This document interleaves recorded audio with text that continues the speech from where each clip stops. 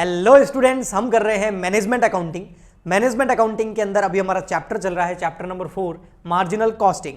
Marginal costing का आज का लेक्चर नंबर 2 है। एक लेक्चर में पहले अपलोड कर चुका हूं, उसमें मैंने मार्जिनल कॉस्टिंग क्या होती है उसका कॉन्सेप्ट अच्छे से समझाया था, तो वो चीजें मैं रिपीट नहीं करूंगा। अगर आपने फर्स्ट लेक्चर नहीं देखा है तो उसको जरूर देखें।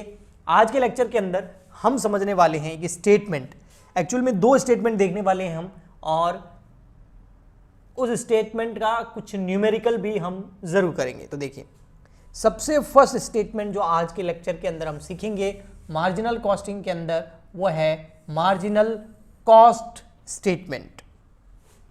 क्या है? Marginal cost statement. आपको पता ही है मार्जिनल कॉस्ट जो होती है वो डिसीजन मेकिंग में काम आती है। मार्जिनल कॉस्ट जो है यह डिसीजन लेने के लिए काम आती है कि कोई भी ऑर्डर हम एक्सेप्ट करें या रिजेक्ट करें। किसी भी प्रोडक्ट को बनाने से पहले, प्रोडक्शन करने से पहले उसकी कॉस्ट मार्जिनल कॉस्ट से जो है हम कैलकुलेट करते हैं। तो मार्जिनल कॉस्ट स्टेटमेंट अगर आपको बनाना है तो इसके अंदर सबसे फर्स्ट आपको लेना होता है डायरेक्ट मटेरियल, कि जो आप प्रोड्यूस करने वाले हैं प्रोडक्ट, उसमें डायरेक्ट मटेरियल कितना लगेगा। फॉर एग्जांपल के लिए मैं मान लेता हूं कि डायरेक्ट मटेरियल लग रहा है 20,000 रुपए का। ओके, फिर हम उसके अंदर लेंगे डायरेक्ट लेबर। ये जो कॉस्ट सीट आपने बनाई होगी कॉस्टिंग के अंदर, उसी की तरह कॉस्ट स्टेटमेंट है ये पूरा का पूरा, बस वो हम प्रोडक्शन करने के बाद एब्जॉर्प्शन कॉस्टिंग के थ्रू कॉस्ट सीट बनाने थे। यहां पर मार्जिनल कॉस्ट के द्वारा हम जो है कॉस्ट सीट बनाएंगे। तो डायरेक्ट लेबर ले लेना है। मान लेते हैं डायरेक्ट लेबर लग गया हमारा यहां पर 18,000 का, और इसके अलावा हम ले लेंगे डायरेक्ट एक्सपेंसेस, और डायरेक्ट एक्सपेंसेस लग गए हमारे, मान लेते हैं फॉर एग्जांपल के लिए 2,000 के। तो अब ये जो हमारे सामने आ गया, ये आ गया 40,000, और ये जो 40,000 आया है इसको बोला जाता है प्राइम कॉस्ट। क्या बोला जाता है? Prime cost. कॉस्ट सीट के अंदर हम देखते थे, ठीक है। इसके अंदर फिर हम ऐड करते हैं वेरिएबल फैक्ट्री ओवरहेड। अब फैक्ट्री के अंदर 2 तरह के खर्चे होते हैं, आपको पता है ना। एक कोई भी फैक्ट्री के अंदर 2 तरह के एक्सपेंडिचर होते हैं, एक होते हैं वेरिएबल और एक होते हैं फिक्स। लेकिन मार्जिनल कॉस्टिंग के अंदर जब आपको मार्जिनल कॉस्ट कैलकुलेट करनी होती है तो ओनली वेरिएबल ओवरहेड ही हमको लेने होते हैं। फिक्स ओवरहेड, फिक्स एक्सपेंडिचर हम नहीं लेंगे, ये मैंने फर्स्ट लेक्चर में अच्छे से बताया था। तो ओनली वेरिएबल फैक्ट्री ओवरहेड जो है वो मैं यहां पर आपको कैलकुलेट लूंगा और उसको ऐड कर दूंगा। तो इससे क्या आएगी, हमारे पास फैक्ट्री कॉस्ट आ जाएगी। फैक्ट्री कॉस्ट कौन सी? Marginal factory cost. और ये खर्चे हम मान लेते हैं एग्जांपल के लिए हमारे हैं 15,000 के, 15,000 के। तो अब आ गया 55,000। ये 55,000 जो आया है ये आया मार्जिनल वेरिएबल कॉस्ट। अब इसमें आगे जो हम ऐड करेंगे वो हम ऐड करेंगे वेरिएबल एडमिनिस्ट्रेशन या एडमिनिस्ट्रेटिव ओवरहेड। ये भी वेरिएबल लेंगे, फिक्स वाले नहीं लेंगे। ऑफिस के जो खर्चे होते हैं ना वो मान लेते हैं हमारे ऑफिस के खर्चे हैं 5,000 के, तो आपका आ गया 60,000। ये आ गया marginal cost of production. Marginal cost of production. Variable आपको पता है ना, वेरिएबल ओवरहेड, ये सारे वेरिएबल है ना। वेरिएबल वो होते हैं जो प्रोडक्शन के बढ़ने के साथ बढ़ते हैं, प्रोडक्शन के कम होने के साथ कम होते हैं। अगर आप प्रोडक्शन नहीं करोगे तो ये खर्चा नहीं लगेगा, वो सब वेरिएबल होता है। और फिक्स का तो मैंने आपको बताया था, हमेशा लगता ही है। मार्जिनल कॉस्ट में हम फिक्स नहीं लेते हैं, ठीक है।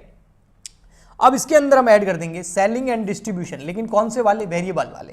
तो variable selling and distribution overhead. Distribution overhead, overhead को आप शॉर्ट में OHP लिख सकते हो, ओवरहेड, ठीक है। ये मान लेते हैं हमारे हैं 10,000 की। तो अब हमारी टोटल कॉस्ट नहीं, टोटल मार्जिनल कॉस्ट आ गई। टोटल मार्जिनल कॉस्ट कितनी आ गई? 70,000। ओके, तो ये था आपका मार्जिनल कॉस्ट स्टेटमेंट। इसको इस तरीके से कैलकुलेट किया जाता है। अगर आपको क्वेश्चन में इस तरीके से सारा डेटा दे रखा है तो आप ये स्टेटमेंट बनाइए। अगर आपको क्वेश्चन में इतना कुछ नहीं दे रखा है तो आप क्या कीजिए, सिंपली आपको अगर मार्जिनल कॉस्ट निकालनी है तो वो कैसे निकालेंगे, आपको क्या करना है, सबसे पहले ले लेना है डायरेक्ट मटेरियल, ये पक्का क्वेश्चन में दे रखा होगा आपको। फिर आपको ले लेना है डायरेक्ट लेबर, ठीक है, फिर ले लेना है डायरेक्ट ओवरहेड, और फिर जो आएगी टोटल उसमें आप ऐड कर दिए जो भी वेरिएबल ओवरहेड है या वेरिएबल एक्सपेंडिचर है या ओवरहेड है उनको ले लीजिए, तो आपकी आ जाएगी मार्जिनल कॉस्ट। मतलब कहने का मतलब ये है कि जरूरी नहीं है कि आपको वेरिएबल ओवरहेड अलग अलग दे रखे हो, जैसे मैंने यहां पर अलग अलग करके बताया ना आपको, जैसे कॉस्ट शीट में बताते हैं, जैसे variable factory overhead, variable administration overhead, variable selling and distribution, इसकी जगह हो सकता है सारा एक साथ दे दे आपको। फॉर एग्जांपल के लिए जैसे यहां पर ये तो है 20,000, 18,000, 2,000, तो प्राइम कॉस्ट तो आपकी आ गई कितनी 40,000, लेकिन वेरिएबल ओवरहेड अलग अलग नहीं दे रखे, सबकी टोटल दे रखी है। जैसे फैक्ट्री के 15, ये हो गए 20 और ये हो गए 30,000 के, 30,000 के ये आपको साथ में ही दे दिए, तो देखो कितने हो जाएंगे ये 70, मार्जिनल कॉस्ट कितनी होगी 70, बस। तो ऐसा भी हो सकता है, और डिटेल में दे रखा है तो पूरी कॉस्ट स्टेटमेंट बना दीजिए। ये केवल मार्जिनल कॉस्ट स्टेटमेंट बना है। अब आपको प्रॉफिट स्टेटमेंट भी बनाना पड़ेगा कि अगर उस प्रोडक्ट को बनाऊंगा तो मुझे कितना प्रॉफिट होगा, ठीक है। तो आइए मैं आपको प्रॉफिट स्टेटमेंट बनाता हूं, वो भी मार्जिनल कॉस्ट से, ठीक है। सबसे पहले यहां ले लेते हैं, स्टेटमेंट बना देते हैं इस तरीके से। यहां लिखना पड़ेगा ऊपर profit statement under marginal cost. Marginal cost में प्रॉफिट कैसे निकालते हैं, बिल्कुल सिंपल है। सबसे पहले आपको ले लेनी है सेल्स, ठीक है। मान लेते हैं हम जो सेल कर रहे हैं वो कर रहे हैं फॉर एग्जाम्पल के लिए कुछ भी ले लो, हाँ 1500 यूनिट, और एक यूनिट जो है 100 रुपीज की है, ठीक है। तो ये कितने हो गए 1,50,000। अब इसमें से आप लेस क्या करेंगे, यही वेरिएबल कॉस्ट। देखो वेरिएबल ओवरहेड नहीं बोला है मैंने, बोला वेरिएबल कॉस्ट। वेरिएबल कॉस्ट मतलब वही आपकी मार्जिनल कॉस्ट। मार्जिनल कॉस्ट अभी हमने ऊपर निकाली थी स्टेटमेंट के अंदर, देखो कितनी है, ये रही 70,000, चाहे इस स्टेटमेंट से चाहे उस स्टेटमेंट से, तो वो 70,000 ले लीजिए। तो ये ले लिया आपने 70,000, ये करना है आपको लेस। तो आपके पास पता है क्या आएगा, कंट्रीब्यूशन। अगला जो स्टेप आता है ना उसको बोलते हैं कंट्रीब्यूशन। कंट्रीब्यूशन कितना आ जाएगा 80,000 का, ओके। प्रॉफिट नहीं आएगा, कंट्रीब्यूशन आएगा। अब आप बोलोगे सर प्रॉफिट क्यों नहीं आएगा, क्योंकि अभी तक फिक्स कॉस्ट लेस करनी बाकी है। तो जब हम मार्जिनल कॉस्ट स्टेटमेंट बनाते हैं उस टाइम तो हमें फिक्स कॉस्ट नहीं लेनी है, लेकिन प्रॉफिट निकालते टाइम तो लेना पड़ेगा, अभी फिक्स खर्चा भी कितना है। तो अधिकतर डिसीजन जो है वो कंट्रीब्यूशन देख के लिए जाते हैं, लेस कर देंगे फिक्स्ड कॉस्ट। मान लेते हैं फिक्स कॉस्ट जो है हमारी वो है 50,000, 50,000 की, तो यहां पर प्रॉफिट कितना हो जाएगा, प्रॉफिट हो जाएगा यहां पर 30,000 रुपए का, ओके। अब यहां पर जो मैंने चीजें बताई है आप उसमें देखना, एक बहुत अच्छी चीज मैं आपको बताता हूं यहां पर, उससे आपको और समझ में आएगा, ठीक है। बस 1 सेकेंड, 1 सेकेंड ओनली, इसको थोड़ा सा मैं इधर कर दूं, हाँ। अब आपसे कोई पूछे, अब इससे बहुत सारे फॉर्मूलाज बनेंगे जो आपके काम आएंगे, जैसे कंट्रीब्यूशन का फॉर्मूला क्या हो गया, आगे जब हम ब्रेक इवन पॉइंट वगैरह कैलकुलेट करेंगे ना, पीवी रेशियो, तब ये बहुत काम आएगा। कंट्रीब्यूशन का फॉर्मूला क्या हो गया, सेल्स माइनस वेरिएबल कॉस्ट, और वेरिएबल कॉस्ट को और क्या बोल सकते हैं हम, मार्जिनल कॉस्ट भी बोल सकते हैं।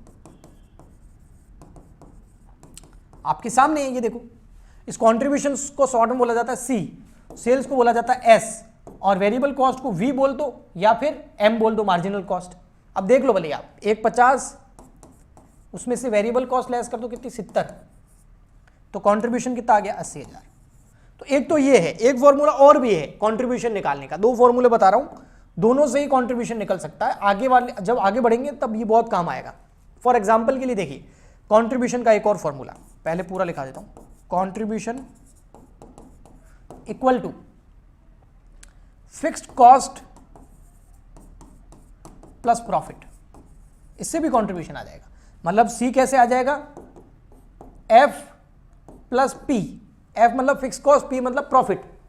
जैसे फॉर एग्जांपल के लिए फिक्स कॉस्ट कितनी है, ये रही 50,000, प्रॉफिट कितना है 30,000, तो कंट्रीब्यूशन कितना हो गया 80,000। ये देखो इधर भी 80 इधर भी 80, सिंपल ही है ना। आप इधर ऊपर स्टेटमेंट में देखेंगे तो और अच्छे से समझ में आ जाएगा। भाई सेल्स 150, उसमें से 70,000 वेरिएबल कॉस्ट या मार्जिनल कॉस्ट लेस करेंगे तो कंट्रीब्यूशन 80,000 आ गया, या फिर इस 50 और 30 को जोड़ेंगे तो भी 80 हो जाएगा, क्योंकि ये जो प्रॉफिट और ये जो फिक्स कॉस्ट है ये कंट्रीब्यूशन का ही तो हिस्सा है। 80 में से 50 क्या है फिक्स कॉस्ट और 30 क्या है प्रॉफिट, तो इन दोनों को जोड़ेंगे तो कंट्रीब्यूशन आ जाएगा। ओके, आया समझ में आपको। तो इस तरीके से जो है ये स्टेटमेंट्स वगैरह तैयार की जाते हैं। आपकी बुक के अंदर बहुत सारे न्यूमेरिकल्स दे रखे होंगे, आप उनको ट्राई करना, आपको अच्छा लगेगा और आपको काफ़ी चीज़ें समझ आएगी इन लेक्चर्स के बाद में। इसके अलावा नेक्स्ट लेक्चर के अंदर हम कंट्रीब्यूशन को और अच्छे से समझेंगे, पीवी रेशियो को समझेंगे, ब्रेक इवन एनालिसिस करेंगे, मार्जिन ऑफ सेफ्टी समझेंगे, प्रॉफिट वॉल्यूम भी समझेंगे। ठीक है, तो वो हम करेंगे नेक्स्ट लेक्चर में। आज के लिए इतना ही। अगर इन लेक्चर से आपको हेल्प मिल रही है तो please like share subscribe and comment जरूर करें। मिलते हैं नेक्स्ट लेक्चर में। आज के लिए इतना ही, तब तक के लिए goodbye and thank you.